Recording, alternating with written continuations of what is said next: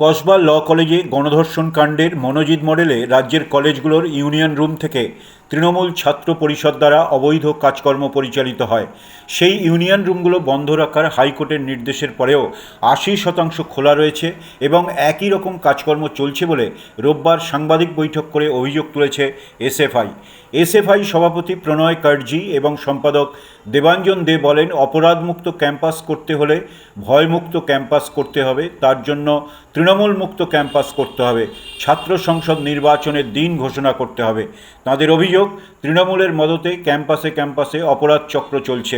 Social fest ভর্তির সময় কোটি কোটি টাকা তোলার চক্র চলছে। প্রতিটি ক্যাম্পাসে মনোজিৎ মডেল তৈরি করেছে তৃণমূলের মাথারা। টাকা তোলার জন্য কলেজে কলেজে চালানো হচ্ছে মনোজিৎ মডেল। তাদের আরও অভিযোগ, ছাত্র রাজনীতিকে কলুষিত করতে এই চক্র চলছে। ছাত্র রাজনীতিকে অপরাধকরণ করা হচ্ছে। কসবা ল কলেজে গণধর্ষণ কাণ্ডের মাথা মনোজিৎ মিশ্র টিএমসিপি নেতা।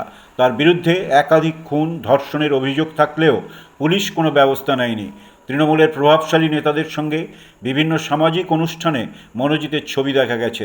স্টুডেন্টস ওয়েলফেয়ার সোসাইটির নাম করে মনোজিৎ মডেলে অবৈধ ইউনিয়ন চালানো হচ্ছে।